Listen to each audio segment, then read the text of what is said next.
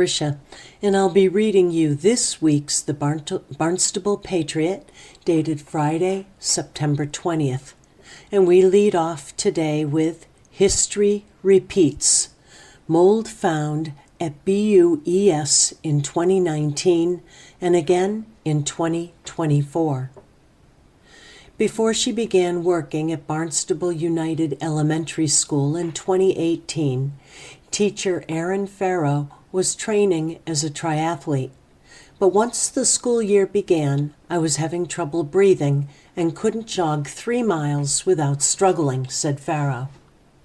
In April 2019, Farrow began having sinus and upper respiratory infections, and a pulmonologist diagnosed it as asthma. She was prescribed steroid treatments and an inhaler. Later, she discovered the actual cause of her breathing problems. It never crossed my mind that my health issues were linked to mold in the building, said Farrow, a special education teacher at the time. Farrow said the toxic mold and her resulting illness forced her to leave the school district in 2022. The school district is still struggling with mold at the elementary school and Barnstable High School. At an August 21st school committee meeting, Superintendent Sarah Ahern said Target Inspections, a microbial investigations company, detected mold in mid-July at Barnstable United Elementary School and Barnstable High School. Service Masters, a Barnstable vendor, then began mold cleanup at both locations, according to Ahern. In an August 26th letter to families, Ahern said the school had to open a week behind schedule because of the mold. 2 classrooms were also temporarily relocated due to mold. Barnstable High School opened on time, according to Ahern. Farrow said the district's efforts to clean up the recent mold are to be commended. She is unhappy over the district's mold cleanup efforts in 2019. The mold was documented in a State Department of Public Health report published in October 2019. In a September 3rd email to the Times, Ahern said the district spent $500,000 during the summer to clean up mold at United Elementary and the high school. Because of the timing and urgency, the cleanup was billed under emergency services, she said. A DPH representative documented the district's progress on October 28 by taking pictures and sampling temperature and humidity levels, Ahern told the Times in an email. His assessment is that we have addressed the issue appropriately, Ahern said. Farrow said the district should test for mold monthly. In the August 26 letter to families, Ahern said neither the Federal Environmental Protection Agency nor the DPH recommends continuous mold testing. The district should be taking every precaution. Safety should be the bottom line here, said Farrow, who settled a workers' compensation lawsuit with the district in 2022. Farrow currently has an open Massachusetts Commission Against Discrimination, or MCAD, case surrounding the accommodations of the initial lawsuit. Farrow provided lawsuit paperwork to the Times. Barnstable resident Erin Peterson said she's looking for further transparency from the district. Have there been any other reports of fungal respiratory issues or other health problems that allude to multiplicity with students and faculty? And if so, is someone keeping track of this, said Peterson during the August 21st school committee meeting. Peterson's daughter entered 4th grade at United Elementary in September. On September 2nd, the group Barnstable United Elementary Concerned Parents launched an online petition that focuses on mold cleanup and transparency by the school district. The issue has already affected many students and staff, and urgent remedial actions are essential. As parents, we rightfully demand transparency from school administration, said the group on the petition website. The petition had 163 signatures as of Monday. In a phone interview, resident Norma Norcross told the Times that her children will be entering United Elementary in the next few years. With no other public schools in Barnstable offering 4th and 5th grade, she feels she has no choice but to send her children to a school that has documented mold problems. It doesn't sit well with me, said Norcross.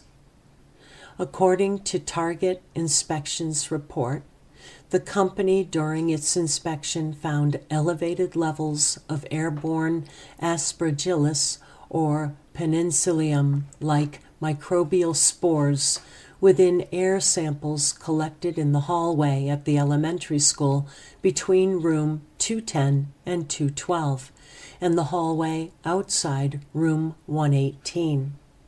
A visual inspection of the cleaned areas indicated no areas of visual microbial contamination between August 9 and August 14 inspections. Sample collection and laboratory analysis confirmed that some sampled areas have airborne microbial spore concentrations that are above recommended action levels and visual levels. At Barnstable High School, according to Ahern, Service Master found that a leaking pipe caused some mold in the cafeteria's kitchen. Service Master cleaned up the mold and the pipe was repaired.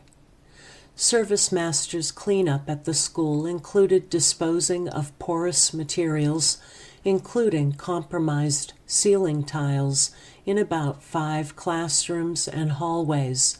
Bulletin boards that had visible mold growth were changed, and each classroom HVAC unit was cleaned and filters were changed. In the letter to United Elementary families, Ahern said a long-term capital improvement project has been approved to fix the building's air conditioning system. At present, at the recommendation of the state DPH, the school's air conditioning is off. Ahern said the air conditioner was contributing daily to the accumulation of moisture in the building. We are working to optimize our current HVAC system, windows, fans, and dehumidifiers to keep the humidity in the building down, said Ahern in a letter. United Elementary has also been equipped with fans and hygrometers to promote air circulation and to monitor the humidity. The district, she said, has also ordered replacement filters for the school's HEPA filters that are located in each classroom and workspace.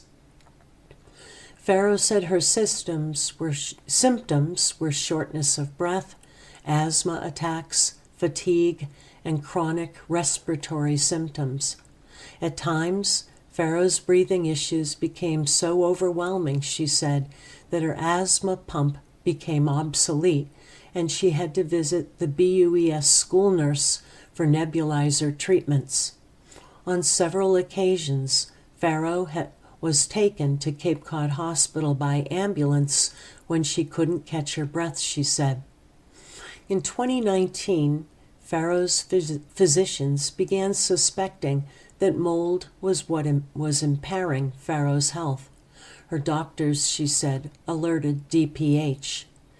DPH environmental analyst Mike Feeney conducted inspections on September 12 and September 17, 2019, and created an indoor air quality assessment report, which was published in October of 2019. The DPH provided the Times with a copy of the report.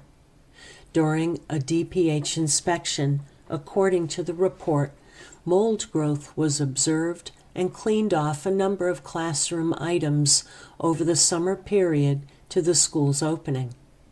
At the time, inspectors found water-damaged materials, some with visible mold growth, including ceiling tiles.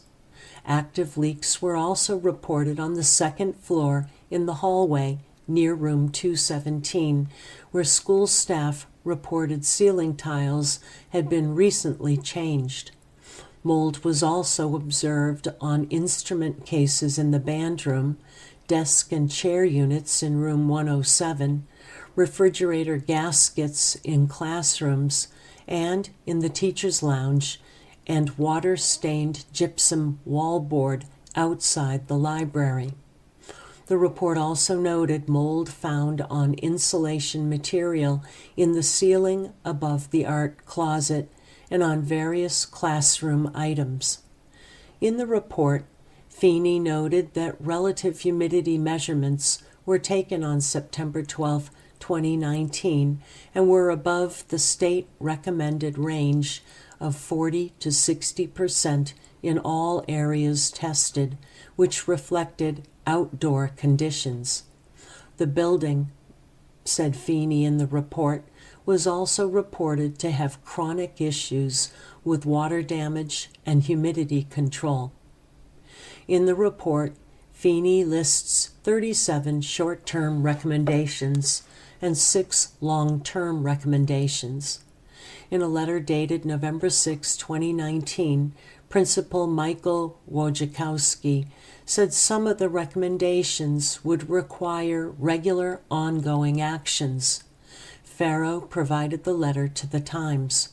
According to Wojciechowski's letter, the school fixed a plumbing leak, created a carpet cleaning schedule, held mold cleaning training with custodial staff, adjusted HVAC operating systems, and was monitoring mold growth. Ahern was asked by the Times if the district continued mold cleanup between 2019 and 2024.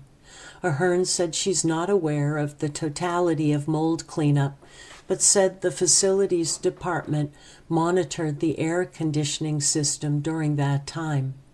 In summer 2022 and again in 2023, the district discovered condensation on piping, which was wrapped in 2023. In July 2021, Farrow's saliva was analyzed at Great Plains Laboratory Incorporated in Kansas. According to lab results, Farrow had 6.5 times the normal amount of Aspergillus, a mold and fungus that can cause infection in the body, and 5 times the normal amount of Streptococcus, a black mold that can grow on materials like fiberboard, gypsum board, and paper. As a result of the tests, Farrow was reassigned to work at Barnstable Intermediate School in September 2021. Her health didn't improve, and she resigned in January 2022. Since then, Farrow has largely recovered, she said. She went back to school to earn her doctorate and now works as an assistant director of a learning center in Boston. She said she will continue to advocate for mold cleanup at all Barnstable schools. Employees should be able to speak up about concerns that they have, knowing they will be listened to, acknowledged, and supported through a collaborative working effort to make change for the better, said Farrow. We are all working on the same team and for the same goal, and that's investing in the future of our community by way of our children. And our second article on the front page of the Barnstable Patriot, contractors from Margaritaville to pay restitution to workers. The state has reached a settlement with the construction company renovated the Cape Codder Resort in Hyannis for violating employee rights, according to a September 12 press release from the Attorney General's office. The Cape Codder is owned by Lincris Hotels, which is renovating the resort into the Margaritaville Resort of Cape Cod. There is no evidence that Lincris was involved with the alleged violation, according to the AG's office.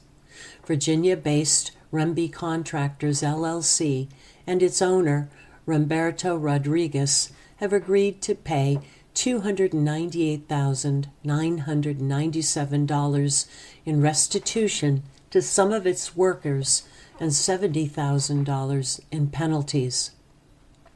The settlement comes after a 7-month investigation that began after the Attorney General's Fair Labor Division visited the site in March.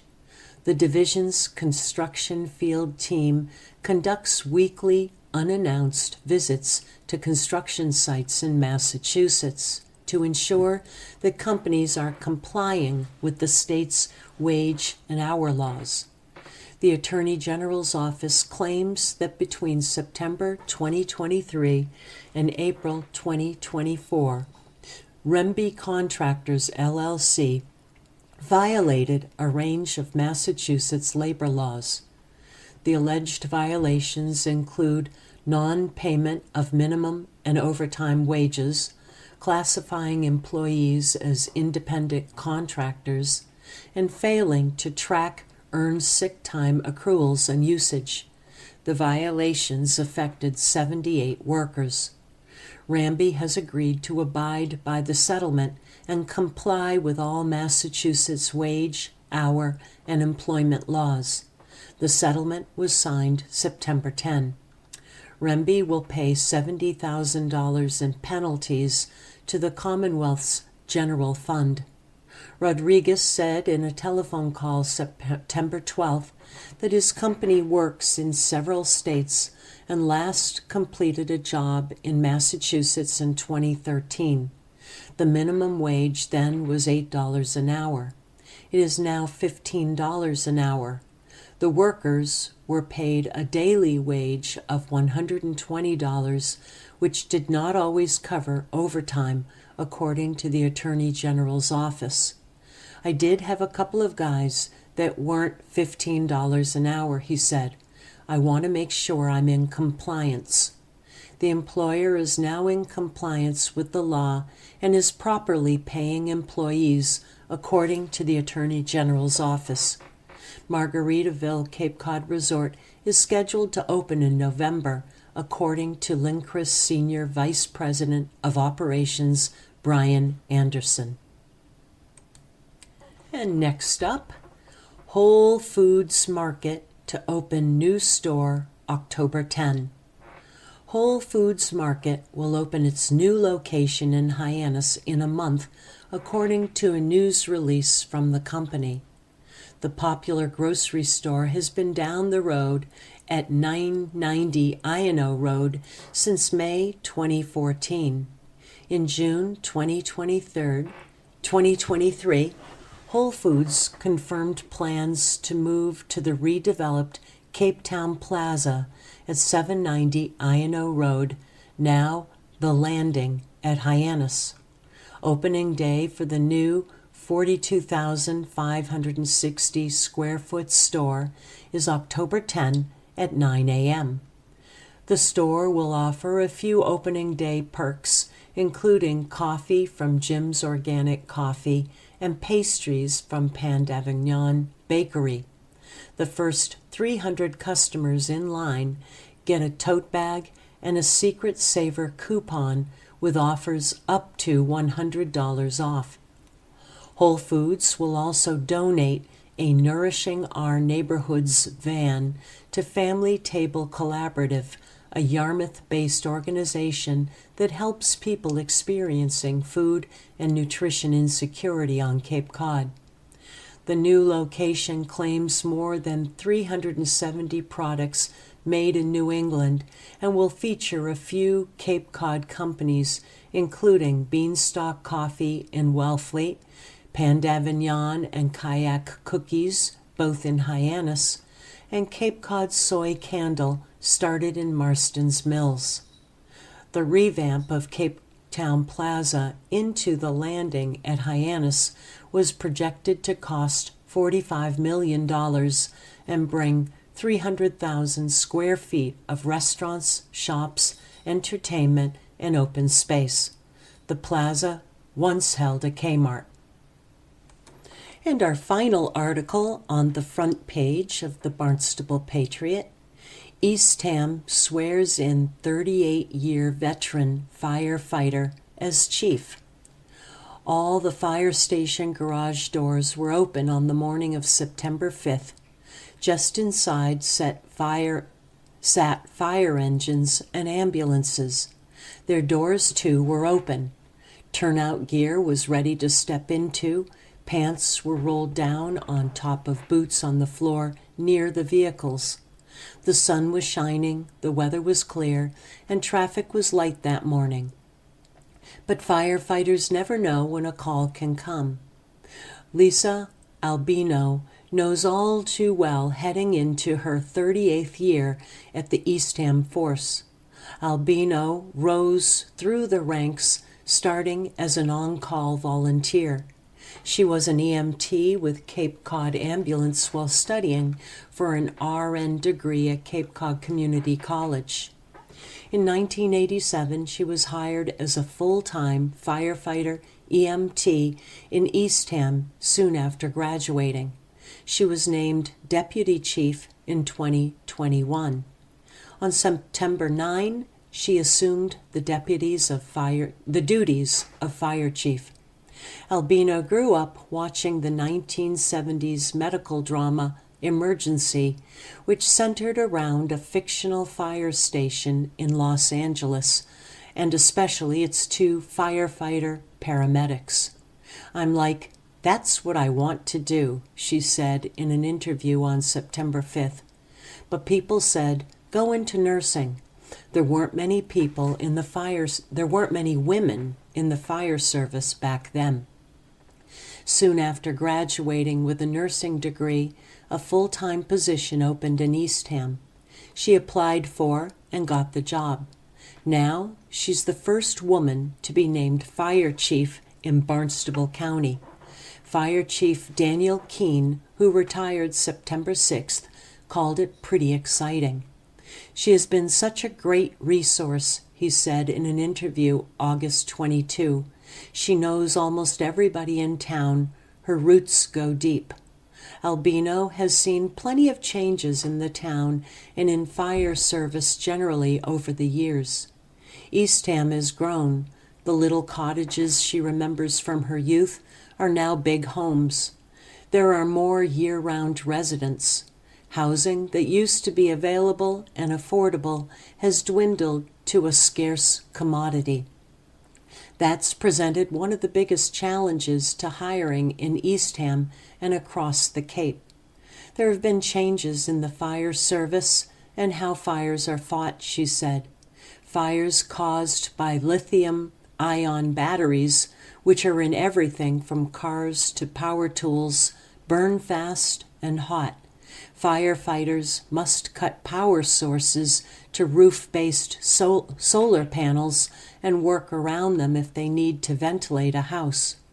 But it's occupationally caused cancer that has firefighters and policymakers particularly concerned, especially with all the chemicals in combustible materials and even in the personal gear that firefighters wear.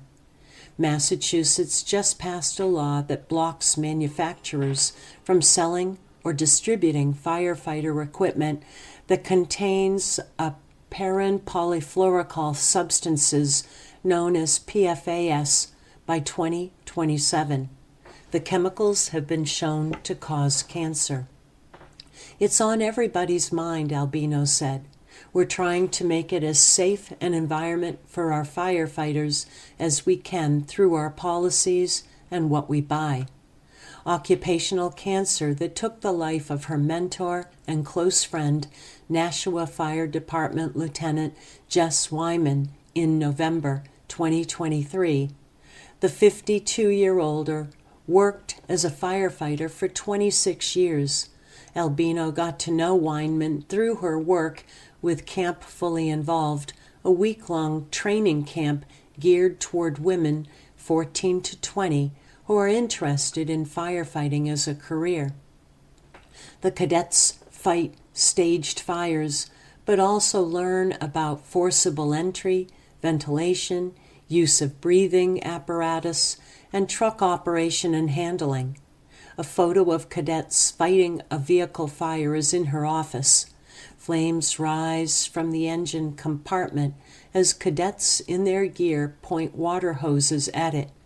The camp aims in building technical skills, confidence, and leadership abilities for the cadets. Albino has volunteered at the camp for years. At Wyman's request, she'll serve as a co-director along with Meriden, Connecticut Fire Department Deputy Chief Christina Schoch. Wyman's loss resonates. This was a tough one, Albino admitted. Albino's first firefighter helmet and her captain's helmet sit on shelves in her office. Books on fire inspection and code enforcement, collective bargaining, and leadership line her shelves. She has a photo of her and her husband, Frank, skiing in Utah, an Army-Navy football helmet, and a baseball from the Orleans Firebirds, thanking her for her service. We're a sports family, Albino quipped, who added she has no time to watch shows like Emergency now. When she becomes chief, she'll have additional duties. Overseeing the department's $3.3 million budget will be one of them, but being available 24/7 is something she's been doing for years. She was appointed deputy chief 3 years ago when Daniel Keene was named chief.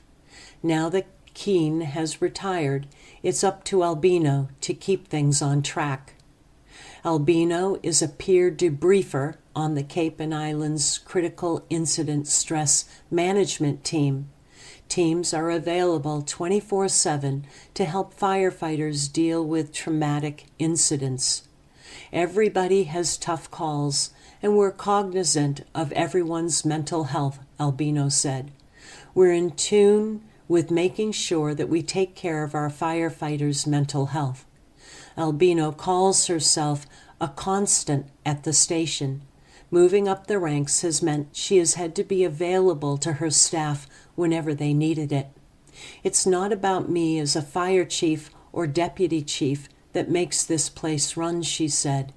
It's the personnel that make this place the best it can be. I can make sure that they have what they need. And as we move inside the paper, West Nile virus case reported in Barnstable. The Massachusetts Department of Public Health announced September 10 a human case of West Nile virus in the town of Barnstable. This raises the risk level in the town to high, according to a press release from the town. Although serious illness caused by WNV is uncommon, there have been 131 cases of West Nile virus in Massachusetts between 2014 and 2023. There were 6 human cases of WNV in 2023, 8 human cases in 2022, and 11 human cases in 2021. WNV is most commonly transmitted to humans by the bite of an infected mosquito. The mosquitoes that carry this virus are common throughout the state and are found in urban as well as more rural areas. While WNV can infect people of all ages, people over the age of 50 are at higher risk for severe infection. First, you need to avoid mosquito bites. Apply insect repellent when you go outdoors. Use repellent with DEET, permethrin, picaridin, or oil of lemon eucalyptus, according to the instructions on the product label. DEET products should not be used on infants under 2 months of age and should be used in concentrations of 30% or less on older children. Oil of lemon eucalyptus should not be used on children under 3 years of age. Permethrin products are intended for use on items such as clothing, shoes, bed nets, and camping gear and should not be applied to skin. Clothing can help to reduce mosquito bites. Although it may be difficult to do when it's hot, wearing long sleeves, long pants, and socks when outdoors will keep mosquitoes away from your skin. Be aware of peak mosquito hours. The hours from dusk to dawn are peak biting times for many mosquitoes. When risk is increased, consider rescheduling outdoor activities that occur during evening or early morning. If you are outdoors at any time and notice mosquitoes around you, take steps to avoid being bitten by moving indoors, covering up, and/or wearing repellent. And secondly, mosquito-proof your home. Drain standing water. Many mosquitoes lay their eggs in standing water. Limit the number of places around your home for mosquitoes to breed by either draining or getting rid of items that hold water. Check rain gutters and drains.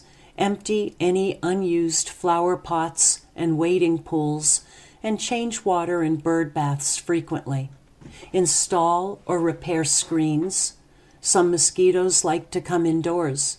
Keep them outside by having tightly fitted screens on all of your windows and doors. The Barnstable Health Division will continue to work closely with MDPH and Cape Cod Mosquito Control. Information about West Nile virus and reports of WNV activity in Massachusetts can be found at mass.gov/DPH/mosquito. And our next article, Cape Cod seashore visitors spend $533 million in 2023.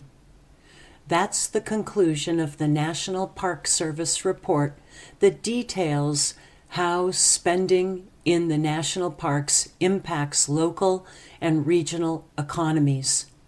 The 2023 National Park Visitor Spending Effects report found that an estimated 3.8 million visits to the Cape Cod National Seashore in 2023 resulted in $533 million spent in communities near the park. That $533 million had a cumulative economic benefit of $730 million on area businesses such as restaurants, grocery stores, hotels, and motels, according to the report. The number of visits and spending fell in 2022. The 2022 National Park Service's report had an estimated 4 million visits to the seashore, with contributions to the local economy of $548 million. The seashore's Chief of Interpretation, Education, and Cultural Resources, Susan Reese, said one reason for the decline could have been the rainy weather. She said in an email that the seashore makes most of its revenue from beach activities. Parking fees are right up there with $25 for a vehicle, $20 for motorcycles, and $15 for pedestrians and bicyclists. Annual fees to park cost $60. Cape Cod National Seashore visitor expenditures supported 6,467 jobs and had a cumulative benefit to the local economy of $730 million, according to the report. In 2023 in Massachusetts, 8.7 million visits meant an estimated $863 million spent in local gateway regions while visiting national park lands. The expenditures supported 105,000 jobs, $540 million in labor income, and $1.3 billion in economic output in the Commonwealth, according to the report. The Park Service report considers the direct and indirect effects of visitor spending to include purchases made at lodging and camping venues, restaurants, stores, and in the recreational industry, jobs associated with visitor surge and spending, and employees spending their own money. These factors make up the total economic effect of visitor spending in a local economy, according to the report. The National Park Service report provides data for individual states and the nation, year-by-year trends, and has an interactive tool on the NPS website. Next up, McRae calls for recount in Cape Senate primary. The Secretary of the Commonwealth has officially declared State Representative Matthew McCurator of Plymouth the winner in the Republican primary for the Plymouth and Barnstable Senate seat. His opponent in the primary election, Kerry McRae, has requested a vote recount. If the recount does not change the primary election results, Muratore will face State Representative Dylan Fernandez, a Democrat from Falmouth, in the general election on November 5th. According to the state, Muratore won the primary by just 45 votes. A total of 14,554 votes were cast overall, according to state records. With such a slim margin between votes, McRae confirmed she has requested that the votes be recounted by hand. "It's in motion," said McRae on Wednesday. Secretary of the Commonwealth's Communications Director, Deborah O'Malley, confirmed that McRae filed her recount petitions earlier this week, and 2 towns have already started recounting votes by hand. "Most of the recounts are happening tomorrow," said O'Malley. Muratore told the Times on September 4 that he didn't support a recount. "We've spoken to several experts, and a recount in a race with this wide of a margin would probably not move the tally significantly," said Muratore. "We would like to put the primary behind us and move forward to the general election in November." In Massachusetts, only a candidate for an office can petition for a recount, according to the state's election division. The purpose of a recount, according to the state, is to ascertain the will and intention of the voters. A candidate may initiate a recount by petitioning the local election official in the city or town in which the recount is being requested. So why is a seat vacant? State Senator Susan Moran of Falmouth, the incumbent, is not running for re-election. The Plymouth and Barnstable district consists of Bourne, Falmouth, Kingston, Pembroke, Plymouth, and Sandwich. The towns of Mashpee and Plimpton were added to the district in 2023 after statewide redistricting. And we have an obituary today, Susan Ellen DeFulgentis. Susan DeFulgentis, late of Old Jail Lane in the village of Barnstable, has perished. Susan died on July 23rd of natural causes in her current home in Haddam, Connecticut, 1 month shy of her 74th birthday. Born at Lawrence Hospital, Bronxville, New York, she was a long-time resident of Cape Cod and worked for many years at the Hyannis Public Library and most recently at Cape Cod Community College. a 1968 graduate of Barnstable High School, as well as the Fashion Institute of Technology in New York City. Susan attended Hyannis East Elementary School for a single semester in 1958, where together with her family, which had spent the previous 4 years living in San Juan, Puerto Rico, she resided for a year with relatives Mike and Ann Pinto, owners of the Green Acres Guest House, once located on the corner of South Street and Lewis Bay Road. Susan had an important relationship and lived for nearly 20 years with her partner, James Saltz, late of Chase Street, Hyannis. She is survived by her brother Robert and his wife Sarah of Essex, Connecticut, their 2 children, Matthew of Brooklyn, New York, and Lily of Portland, Oregon, as well as her cousin Jill of Gloucester, Mass. She will be interred alongside her parents, Armand and Claire, at the Beechwood Cemetery in Centerville. Susan loved her family, and her family loved her. And now for a little entertainment news. Nice sets, bulky set changes in Academy's Agatha Christie tale. There's good reason that Agatha Christie novels and plays have, over the many years they've been around, been known as cozies, a name given to a specific type of mystery story.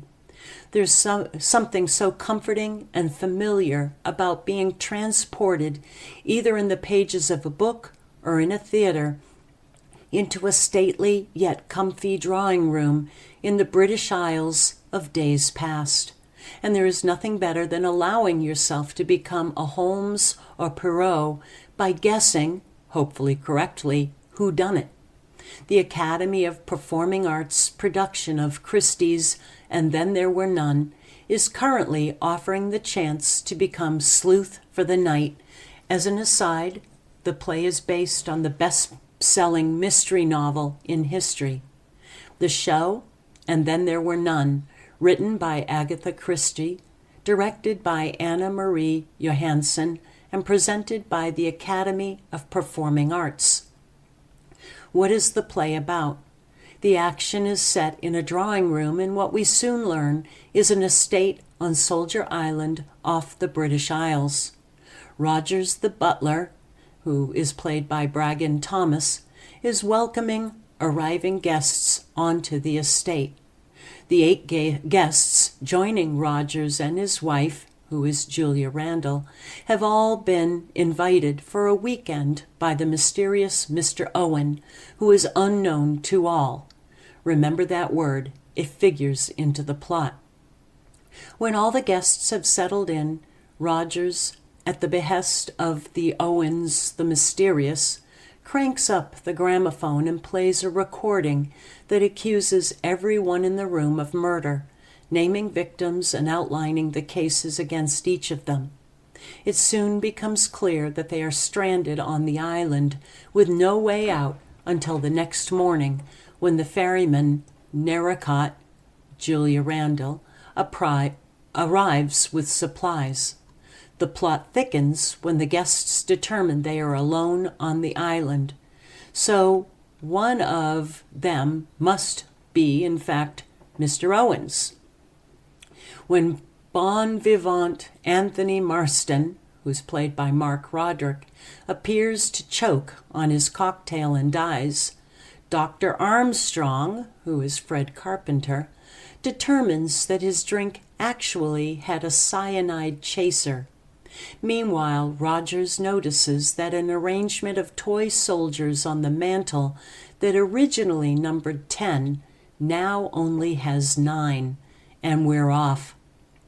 Highlights of the show. This is a show that is all about Christie's sharply drawn characters. Generally speaking, actors create distinct and colorful characters with a few standouts. Thomas is delightfully pompous as the butler Rogers. Roderick is fun as the man about town Marston. Bob Shire has a commanding presence as the Judge Sir Lawrence Wargrave, and Erica Morris is endearing as the young Secretary Vera. Set designers Roderick and Nick Dorr, who also plays the vociferous General Mackenzie, have created an attractive set with elements including stained glass windows and cushiony furniture that conjure up a British drawing room. Scene changes could have been a little smoother and less intrusive. Go for the simple pleasure a cozy Christie offers. How to see the academies, and then there were none.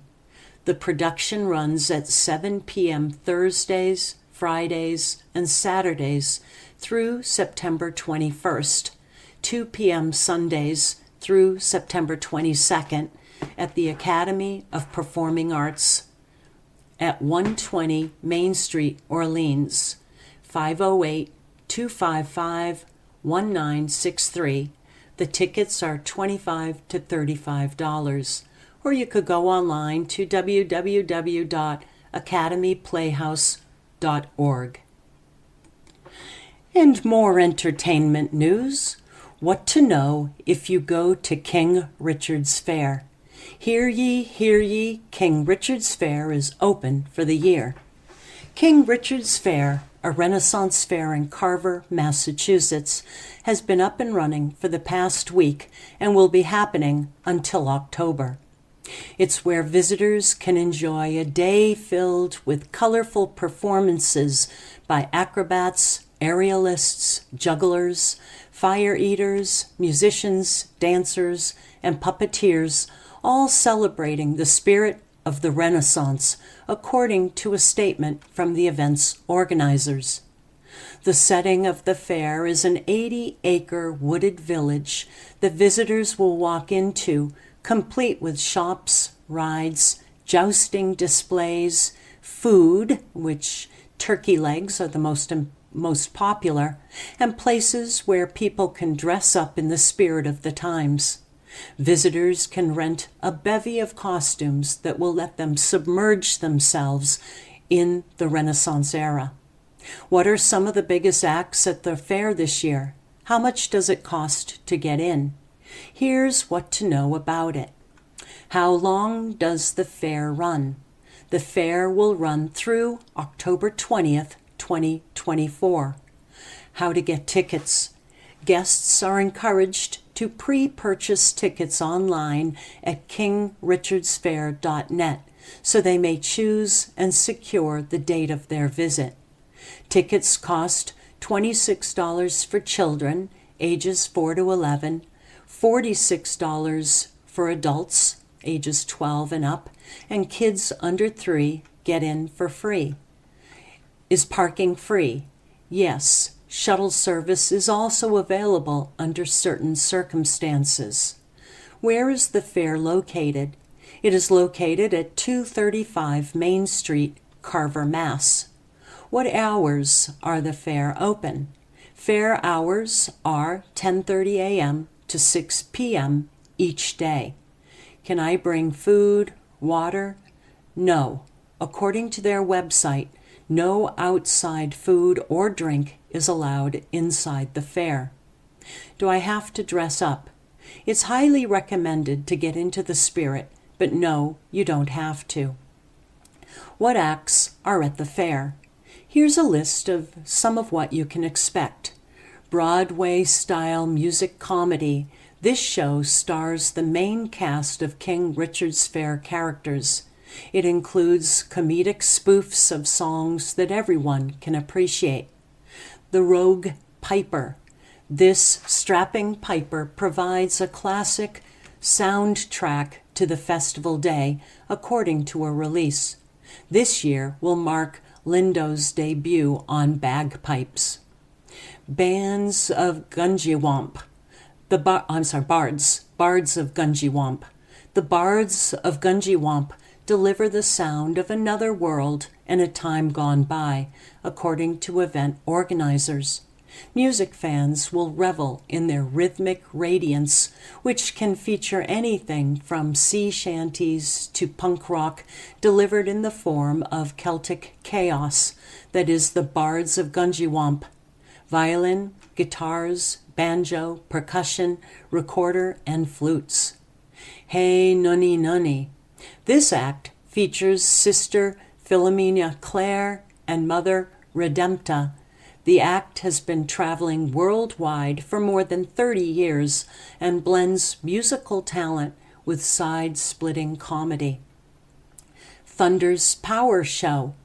According to the event organizers, as a student of the Ringling Brothers Clown College and École Internationale du Théâtre Jacques Lecoeur, this performer learned what it means to entertain.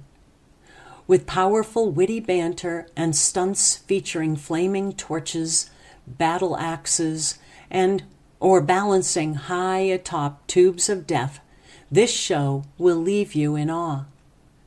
El Zappo. El Zappo will showcase the whipping skills along with impressive sideshow skills like knife throwing. Handlin Lee's Action Theater. The jousts happen 3 times daily on the tournament field. Muttville Comics. These high-energy canines will have you captivated with their agility according to a release on the fair. Johnny and his peers will leave you with your tail wagging and mouth agape, applauding their tricks of the trade. The Mud Show.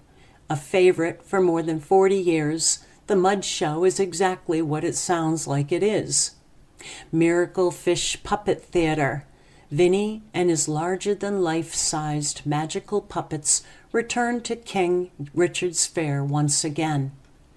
Check out the Gaming Glen. Throw an authentic axe or knife, shoot an arrow like a brave hunter, test thy strength on the giant striker, and ring a bell on Jacob's ladder, or simply enjoy the breeze on our man-powered Hurlinator pirate ships flying Griffin, according to event organizers. Visit kingrichardsfair.net for a site map, special events, and entertainment schedules, including ticket information. And now an article by our own Eric Williams. Almanac predicts first Cape frost in late October. Somewhere up by the Canadian border, Jack Frost is gassing up his Winnebago and planning a trip to Cape Cod. He'll take his time as he moves south, stopping at all the roadside attractions, sipping ice water from his flask, and admiring the foliage. Then he'll casually freeze flowers and vegetables into oblivion. That dude is cold. It would be great if the frost machine broke down before he crossed the bridge and started nosing around the Cape. But weather history shows that he always makes it. It's just a matter of when. So let's take a look at average first frost date info and predictions for Cape Cod. First, we'll tap into the prognosticating power of those two titans, the Farmer's Almanac and the Old Farmer's Almanac. Then we'll take a gander at data from a local weather expert and toss in the seasonal climate outlook from the National Weather Service.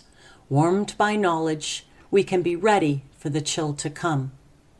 The Farmer's Almanac presents information about average first light frost dates when temperatures dip to between 29 and 32 degrees and tender plants may be killed. According to its website, they use historical data from the National Climatic Data Center. While Cape Cod locations are not included on their Massachusetts list, their average date for the first fall frost in Boston is November 3rd. Interestingly, their date for the average first fall frost in New Bedford is October 9th, nearly a month earlier.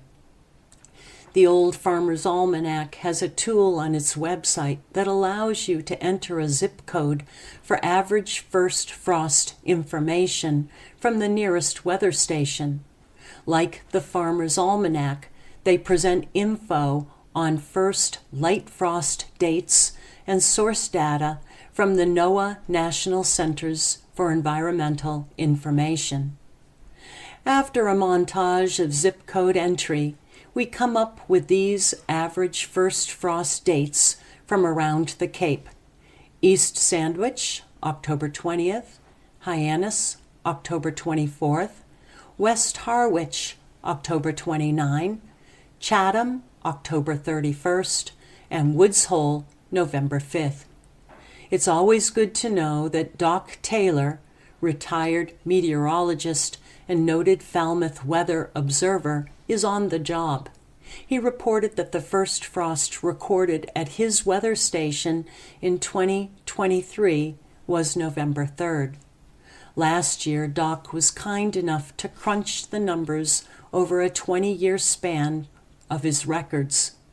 His average first frost date in Falmouth was November 6. The range ran from a first frost on October 19 in 2015 to a first frost on November 22nd in 2016.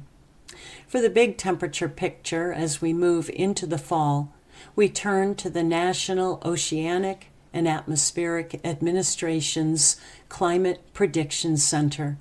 According to their 3-month temperature outlook for September, October, and November, our region has a 60 to 70% probability of temperatures being above normal, a category the center labels as likely above. The outlook might boost hopes for a late frost on Cape Cod, but all it takes is one cold night to damage plants and start the real countdown to winter. Old Jack Frost is a pretty sneaky guy. And our final article, Controlled Burns, part of proactive response to wildfires. The Cape Cod National Seashore hopes to set a controlled fire on a patch of land at Fort Hill sometime in the fall. Bringing back controlled or prescribed burns is part of a nationwide strategy to reduce the risk of wildfires in national parklands. Seashore Superintendent Jennifer Flynn shared that strategy, how the seashore might use it in the future, and ways local communities could participate in wildfire risk reduction at the Federal Advisory Commission meeting on September 9th. The seashore is a full suppression park, meaning if a fire breaks out, it's put out as quickly as possible. With so many homes, buildings, private property, and resources within and alongside the 44,000-acre park, letting fires burn is just too dangerous. And that's all I have time for today. This is your reader, Tricia, saying, thanks for listening.